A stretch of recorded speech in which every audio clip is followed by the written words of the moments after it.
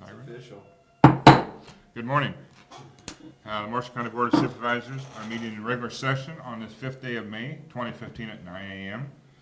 in Meeting Room 2, northeast corner, 3rd floor of the Marshall County Courthouse with all 3 members present. Please just rise and join me in the Pledge of Allegiance. I pledge allegiance to the flag of the United States of America and to the republic for which it stands, one nation, under God, indivisible, with liberty and justice for all. Just a notice to the public, the Board of Supervisors welcomes comments from the public during the time allowed for discussion. You are requested to approach the microphone, state your name for the record, and limit the time used to present your remarks in order that others may be given the opportunity to speak. The normal process on any agenda item is for the chairperson to read the item from the agenda. The board is given an opportunity to comment on the issue and or place a motion on the floor. An opportunity for discussion may be presented, at which time the public may participate and a roll call vote will follow. Item number 1 on today's agenda is the approval or amendment of the agenda that has been presented. Mr. Chairman, I move to approve the agenda as printed. Mr. Chairman, I second that. We got a motion and a second. Assistant, please read the roll call. Grabenbauer, Yes. Thompson, Yes. Patton, Yes. Moving on to the consent agenda, item number 2 is approval of the minutes from regular session of April 21, 2015. Next item is approve the mobile band shell rental agreement for the Central Iowa Fair. They have submitted a completed rental agreement for the mobile band shell to be placed at the Central Iowa Fairgrounds from Wednesday, July 8th, 2015 through Sunday, July 12th, 2015 for the Central Iowa Fair. Next item is an annual manure management plan update. Prestige Farms of Iowa, LLC, ID number 65971, P295, finisher.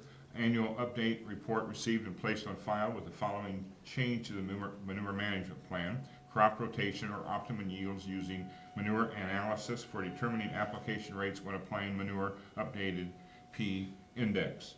Item 5, annual manure management plan update. Prestige Farms of Iowa, LLC, ID number 65970, P296, finisher. Annual update report received and placed on file with the following change to the manure management plan: acres added, crop rotation or optimum yields using manure analysis for determining application rates when applying manure, updated P index and field names. Item number 6, the annual manure management plan update. Prestige Farms of Iowa, LLC, ID number 67102, P333, finisher. Annual update report received and placed on file with the following change to the manure management plan: acres added, crop rotation or optimum yields using manure analysis for determining application rates when applying manure, updated P index. Item number 7, accept Marshall County contract for services 2015-16 with Youth and Shelter Services of Marshall County. Item number 8, accept Recorder's quarterly report on 3/15, and this is a records management fund of $1,165, e-commerce fund $1,165, and general basic fund of $47,532.57. Item number 9, approve the transfer of funds. Transfer number 863. This is a quarterly transfer of $465,000 from Rural Services Fund to Secondary Road. And item number 10, approve the claims as audited and authorize the county auditor and recorder to issue payment of same. The listing of claims paid at this meeting will be included with all claims paid for the month of May.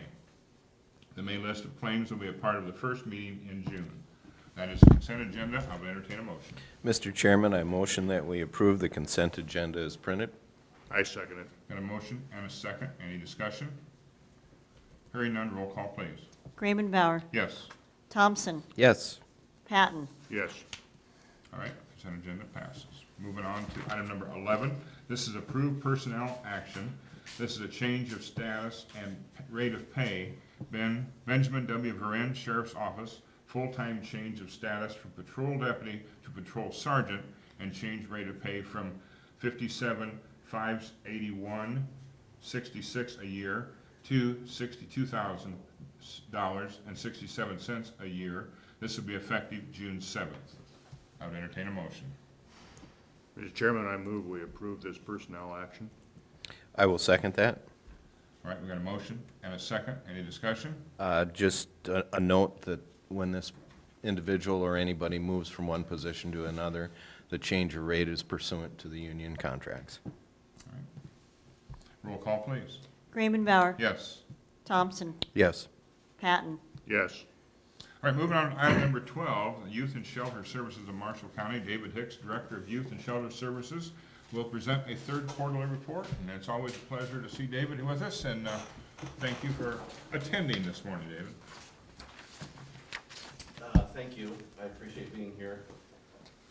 Bear with me, I'm just getting over bronchitis, but on the positive side, it gives me a rich, luxurious voice like chocolate. So, if social work falls through, I'm going to go into radio. They can make you look sound taller, you know. That's what I hear. So, again, appreciate being here this morning. This is our third quarterly report, January, February, March. I've given you copies of the materials that I presented. The first is just a packet of information relating to some of the statistics that we've gathered this quarter. We had 24 crisis or early intervention calls. These could either be calls after hours, weekends, or walk-ins with youth and families in need. So I've put some statistics regarding those calls, half of which we had 24 unduplicated calls, which is down the previous quarter and down 6 from this time last year. Half of which were homeless or potentially so, but also sought out some other services. I did include an ongoing case that we have regarding a 17-year-old. She entered our transitional living program with a newborn at 17 and a half. She graduated high school, has worked steadily, has saved money through our program, worked really hard with our case managers to build her skills, and she's looking to move out to her own apartment at the end of this week. So while we see a lot of young people struggling, we do have to remind ourselves that they do have a very large capacity to improve their lot in life, especially being a young parent at 17. There's a lot of responsibilities taken on, but fortunately she's had to resolve herself that she's going to take on a lot of those adult responsibilities much earlier in life, and that we were able to help her maintain her employment, work with her on budgeting, and save enough money to be moving out. So that's pretty significant. Just some other statistics I've included in that packet. I've also included copies of the monthly requisitions that you guys get. This is just copies for your records. I think some of the better news we've received is also included in your packet. As I can dig it out here. Oh, right here it says CARP International. Every 3 years, we are an accredited agency through CARP. That stands for the Commission on the Accreditation of Rehabilitation Facilities. That is a 3-year accreditation process. So this past March, we were up for our renewal for the next 3 years. We had several CARP reporters come to our agency. We had one from Columbus, Ohio. She had to go through and make sure we met 2,500 standards to assure that we were accredited through CARP, and that's a lot of standards. And that is a very detailed process. The first thing she wanted to see was our first aid kits and fire extinguishers to make sure we had a safe place to have business and provide services. Then she dug deep into our files, got on our electronic records, looked through all of our notes, treatment plans, just discharge reports, made sure all of our reports were there. And there's a lot of standards within those reports that they're written based on the youth's strengths. They are written from the youth's perspective, that we aren't going in and saying, here's what you need to work on. So there's standards that we have to follow, and you can see by the mailing we received on April 7th, we received the full 3-year accreditation with all the different services listed. And right below that list is says this accreditation will extend through April 2018. This achievement is an indication of your organization's dedication and commitment to improving the quality of lives as a person served, services, personnel, and documentation clearly indicate an established pattern of practice excellence. So, we're very pleased. to Dave, see I'm that- gonna stop it. Yeah. What would happen if you didn't get that accreditation? Well, I guess a couple things would happen. Whenever we write for grants or we try to pull down some money from the federal government, the government wants to know, are you an accredited agency? Anybody providing oversight to you guys that is not from within your organization. So it allows us to draw down federal funds and including some grants as well. Tells the people with the money that are gonna be giving us the money that there is some oversight. We do meet the highest level of standards and practices. So just reassures that those people who are giving us the money know that we have facilities and practices in place that it's spent wisely. And we have to be good stewards of all taxpayer dollars, including those from the county, and I appreciate the continued support over the years. In fact, the Board of Supervisors was the first to support us over 30 years ago when we started YSS in Marshall County. So we appreciate the ongoing partnership.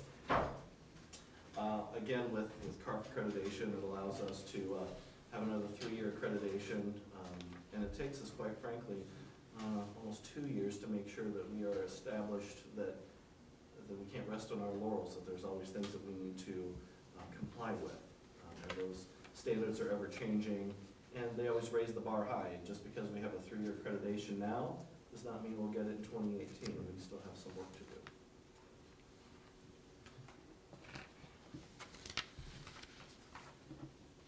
Any questions? So it's been going 30 years then. Yep, well, I think we're at 32 years for Marshall County, correct. How long have you been involved with it, Dave? 19 years, so next year will be 20, and I've been director 13 or 14 years. So well over half of my professional career has been at YSS of Marshall County.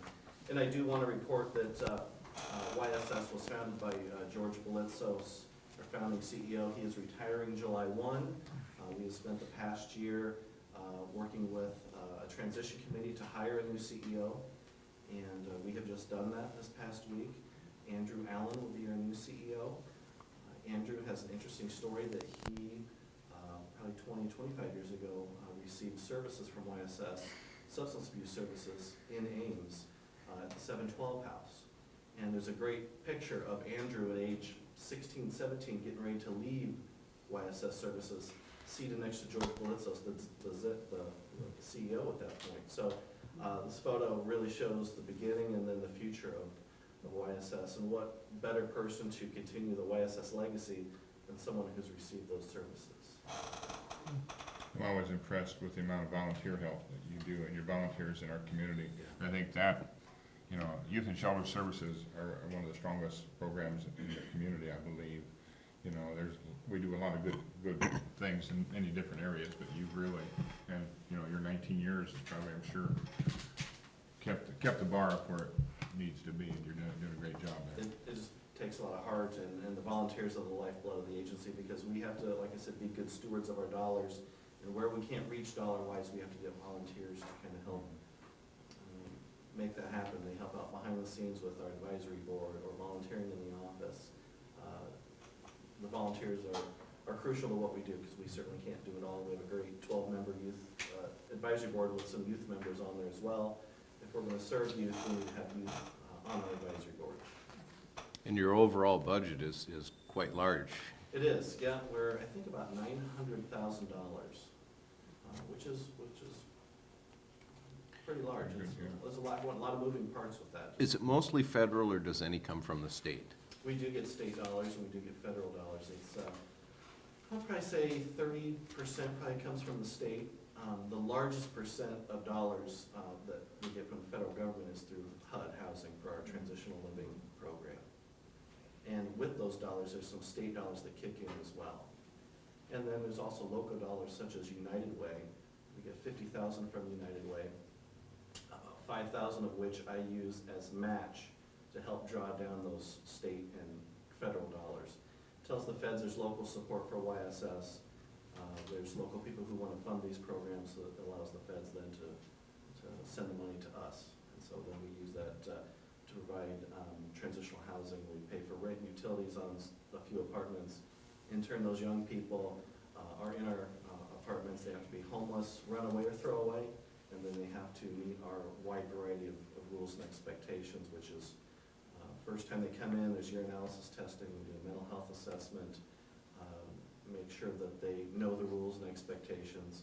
We do curfew checks every night. We have life skills groups. We have counselors who meet with them at least 3 times a week to do the individual skill development. They have to work or go to school. Because we have to be good stewards of your dollars, we have to have certain outcomes that we have to reach.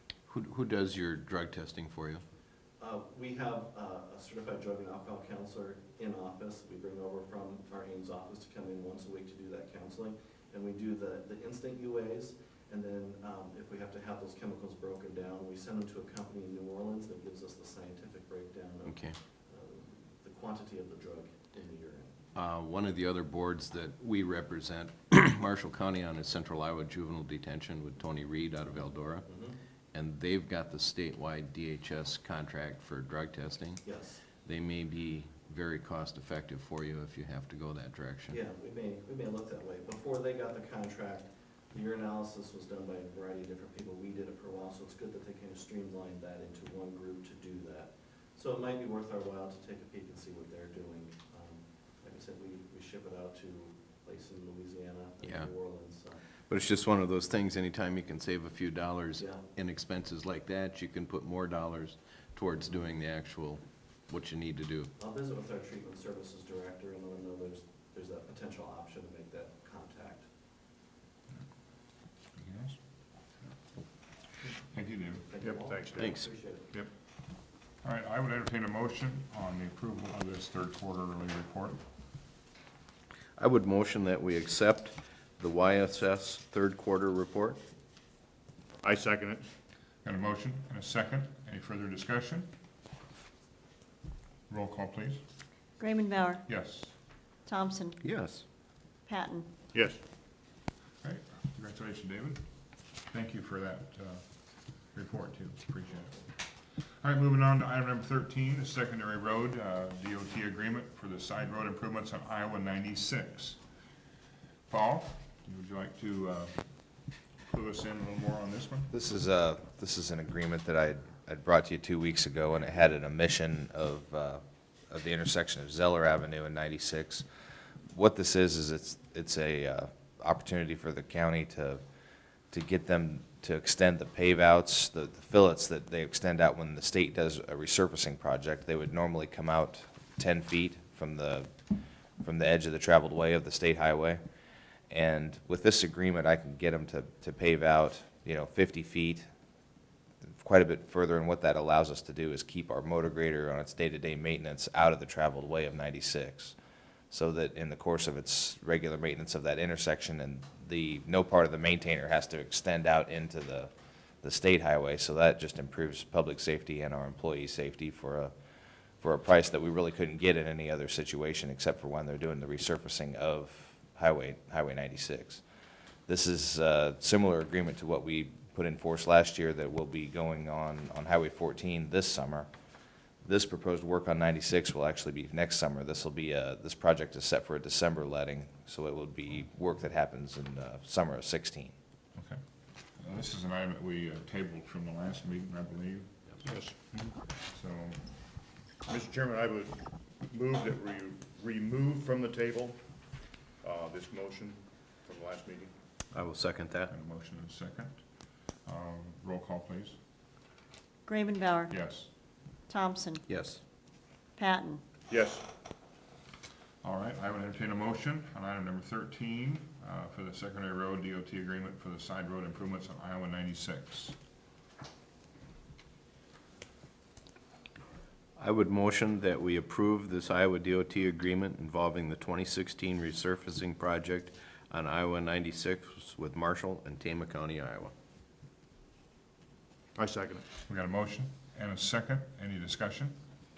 I think this is a wonderful thing, and any chance we get an opportunity to get the state to assist us to improve these intersections for the safety of not only our own employees but the general public, I think we ought to go with it.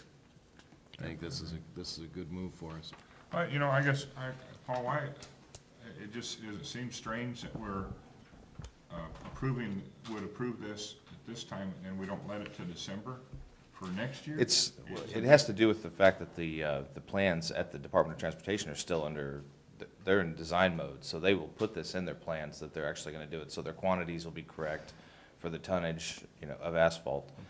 Okay. It's just a matter of getting ahead of the game and not having to have surprises when they go to letting. I'm sure it's just a shuffle of paperwork. Well, it is. Getting all the ducks in order. But I think it tremendously improves the safety of the intersections. Oh, yeah. It's something that I've done in places, down in Jasper County. We did some of it. I have not done much of it here, but there are certain intersections where it just pays for us to pave that out.